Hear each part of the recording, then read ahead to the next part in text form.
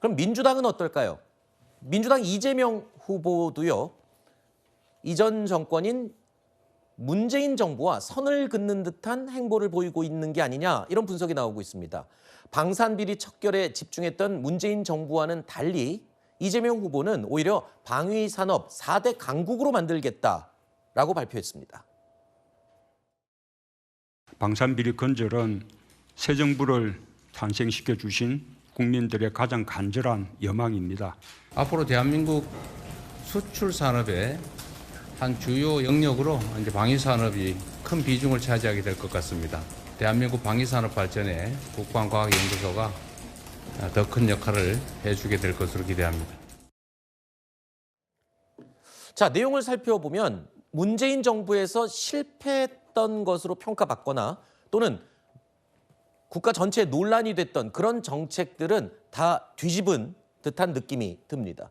특히 친명계를 중심으로 지난 대선 당시에 문재인 정부와 선을 긋지 못하고 애매한 태도를 취해서 그래서 졌다라는 지적이 있기도 했었는데요. 결국에는 지금 내용을 살펴보면 특히 이 소형 모듈 원전을 이재명 후보는 육성하겠다라고 발표를 했는데 과거의 문재인 정부의 대표적인 탈원전 굉장히 시끄러웠었죠. 그러니까 문재인 정부가 선을 긋는 것, 차별화를 해서 다시는 똑같은 실수를 반복 안 하겠다 이런 건가요? 저는 뭐 선을 긋는다 이렇게 해석되지는 않는다고 보는데요. 이 방위산업 강국 육성 같은 경우에도 문재인 정부도 사실 방위산업에 대한 입장이 있었죠. 다만 근데 방위산업을 육성하고 방위산업 강국을 만드는 가운데 방산비리 문제가 계속 부각되고 있었기 때문에 이걸 척결하는 것을 주요 과제로 놨던 것뿐이지 방위산업 자체의 육성에 대해서는 뭐 문재인 정부 그 이전부터 또 윤석열 정부에 이어지는 지금까지도 계속된 정책이고 네. 특히 이재명 후보 같은 경우에는 최근에 우리나라 방위산업의 국제적 경쟁력이 매우 높기 때문에 네네. 충분히 방위산업 강국으로 육성할 수 있고 가능하다. 핵심 이 정책 과제로 삼겠다는 것이기 때문에 방산 비리 척결과 이게 결이 다르다. 저는 뭐 그렇게 보이지는 않고요. 네. 그다음에 부동산 정책 관련해서도 문재인 정부의 대표적으로 국민들을 실망시켰던 부분이죠. 네. 그게 사실상 뭐 시장을 안정시키는 데도 실패했고 공평 과세 원칙 입장에서도 보면 좀 빈틈이 생겨서 실제 일가구 주택에 과도한 세부담이 된 곳도 많습니다. 이 부분은 이후에 꼭 문재인 정부에서 생겼던 문제고 그리고 문재인 대통령과의 차별화를 위한 것이 아니라 네. 정책을 수정할 필요성은 뭐 이미 공감대가 형성돼 있었기 때문에 네. 그런 차원에서 집중하는 거고요. 원전 관련해서도 뭐 이 그 원전에 관련된 기본 입장이 크게 차이는 없는 것 같습니다. 네. 소형 모듈 중심의 원전 같은 경우 그 부분에 방점이 찍힌 거지. 그래서 네. 전체적인 내용을 보면 이게 문재인 대통령 정부와 선긋기를 하면서 차별화한다 그렇게 보이지는 않습니다. 알겠습니다. 자, 그리고 이재명 후보 캠프가요. 검찰을 향해서는 검찰을 공소청 그리고 중대범죄수사청으로 나눈다라는 공약을 내걸었습니다. 그러면서 검찰총장은 공소청장으로 그리고 수사를 책임질 중대범죄수사청장직을 새로 만드는 것을 검토하고 있다. 이렇게 전해졌습니다. 자, 이에 대해서 국민의힘 권성동 원내대표가요. 정치 보복을 위한 빌드업을 하는 게 아니냐라면서 비판했습니다. 공수처를 대폭 강화할 생각이거든요. 지금 검사가 너무 없어요, 공수처 안에.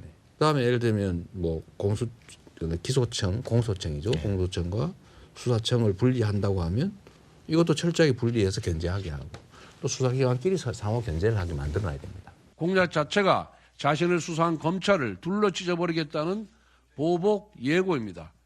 반면 공수처는 대폭 강화하겠다고 했습니다. 지난 대통령 수사에서 보았듯이 공수처는 권한과 실력도 없이 민주당의 사법 흥신소 노릇을 했습니다. 대규모 정치 보복을 위한 빌드업일 뿐입니다. 자, 하지만 민주당 박주민 의원은요. 수사와 기소 분리에 대해서는 윤 전 대통령이 먼저 이야기를 꺼낸 거다라고 밝혔습니다. 간명하게 수사와 기소는 분리하고 공수처는 다른 수사기관들 견제할 정도의 역할을 할 수 있을 정도의 규모나 예. 기반은 갖추는 걸로 이렇게 정리가 될 것 같습니다. 아이러니야 할 수도 있는데요. 수사기관 간의 경쟁을 더 먼저 얘기했던 사람이 있어요. 윤석열. 검찰의 직접 수사 기능을 점차적으로 떼어내서 분야별로 하나씩 떼어내서 수사청을 만들어서 수사권과 기소권을 분리시키는 방안에 대해서 어떻게 생각하십니까? 저는 아주 매우 바람직한 방향이라고 생각하고 있습니다. 부정부패에 대한 국가 전체의 대응 역량이 강화되는 쪽으로 간다면은 저희는 검찰은 직접 수사를 줄이다가 장기적으로는 안 하는 상황이 생기고 하더라도 이 수사를 누가 하냐가 중요한 것이 아니기 때문에. 자, 그동안 정치 보복 프레임에 갇힐까봐 신중한 태도를 취했던 이재명 후보였는데, 자, 검찰 개혁에 대해서 다시 한번 명확한 의지를 드러낸 겁니다. 자, 선거법 2심 무죄를 받고 나서 어느 정도 사법 리스크에 대한 부담이 해소됐기 때문이 아니냐, 이런 분석도 있고요. 또 중도 확장 그리고 개혁 성향의 지지층을 호소하는 그런 전략이다, 이렇게 분석도 하는군요. 예, 그러나 저는 제가 봤을 때는 이제 문재인 정부에서 최대 리스크로 떠올랐던 조국 사태가 네. 바로 불거졌던 그 촉발된 계기가 바로 윤석열 검찰총장의 결단에서 비롯된 거였습니다. 그래서 그 당시에 민주당은 검찰에 의한 쿠데타 이런 식으로까지 몰아갔었는데요. 아마 이재명 후보는 그 점이 좀 염려가 되는 듯이 검찰의 힘을 쫙 빼놔야만 만약에 본인이 정권을 잡더라도 안정적으로 갈 수 있겠다, 이런 생각을 좀 하는 것 같고요. 그런데 이 검찰을 해체하고 수사와 기소를 완전히 분리하는 것이 지난 문재인 정부 때도 시도가 됐지만, 사실 그렇게 했을 때 수사 인력의 어떤 전문성이 너무 떨어지고 또 인력 부족도 있기 때문에 결국은 민생 범죄, 민생에 상당한 침해를 주는 그러한 중대 범죄들에 대해서 수사가 제대로 이루어지지 않아서 결국은 국민들이 피해를 본다라고 하는 문제제기가 많았고, 결국 문재인 정부도 그래서 한 발 물러섰던 그런 사례가 있습니다. 저는 지금 이렇게 어떤 이재명 대표의 사법 리스크와 관련된 그런 논란이 있음에도 불구하고 무리하게 이런 개혁 조치라고 하는 것을 표방하면서 가는 것이 과연 국민을 위한 것인지, 아니면 이재명 대표가 원하는 민주당 정권의 안위를 위한 것인지 아마 좀 혼란이 있을 것 같습니다. 네. 자, 오늘 저녁에 민주당 대선 경선 후보들의 첫 TV 토론회도 열립니다. 치열한 공약 경쟁을 벌일 것으로 예상이 되겠죠. 자, 일단 세 후보 모두 행정수도 이전에는 똑같은 목소리를 내고 있습니다.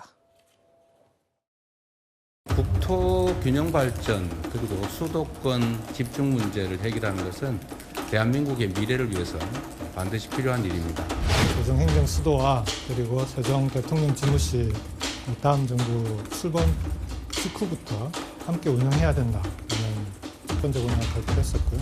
세종시로의 실질적인 행정수도를 완성하겠다는 당선이 된다면 바로 다음 날 세종시에서 대통령 근무와 직무를 할 수 있도록 하겠습니다. 자, 충청 캐스팅 보트로 대표적인 지역이죠. 충청 표심을 얻기 위한 전략이다, 이런 분석도 있고요.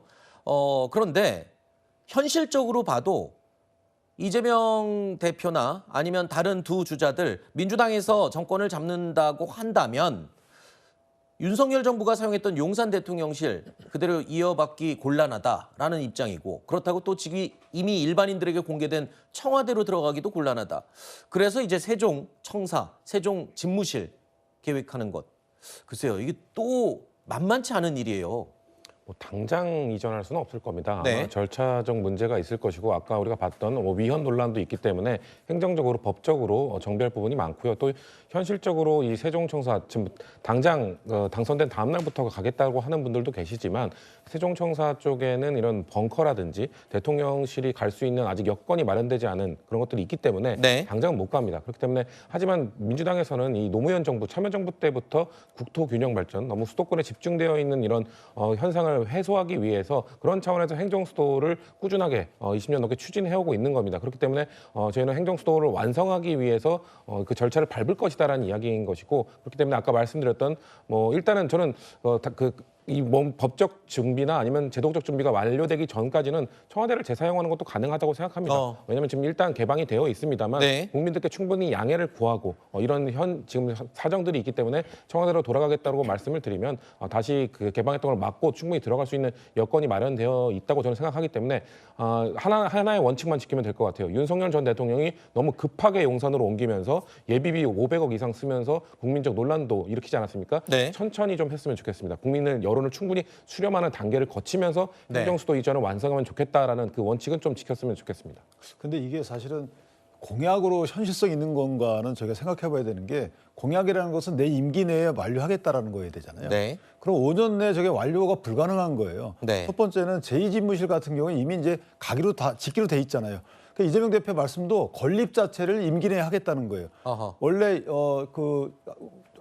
그 준공 기간이 30 몇 년이란 말이에요. 근데 그걸 땡겨가지고 내 임기 기간 내에 마무리하겠다라는 게 건립입니다. 그러니까 이전은 그 내 임기 내에 할 수 없다고 이재명 대표도 스스로 인정을 해요. 네. 그럼 그걸 공약으로 내세울 수가 없는 거잖아요. 그러니까 대통령실이 전부 이전한다는 것은 청와대를 거기다 하나 줘야 되는 건데 실제 제2집무실하고는 전혀 달라요. 예산이 또 확보가 돼야 되는 것이고 법률적으로 또 해결이 필요한 게 부분이 있잖아요. 개헌 여부 네. 아니면 헌재 결정의 판례 변경. 그러니까 물리적 시간도 안 되고 예산도 아직 확보가 안 됐고 법리적인 검토도 아직 덜 끝났는데 네. 내 임기 내에 할 수 없는 것을 하겠다라는 것이 이게 공약으로 내세우는 것이 맞는지 네. 이 부분도 좀 생각해봐야 될 부분. 알겠습니다.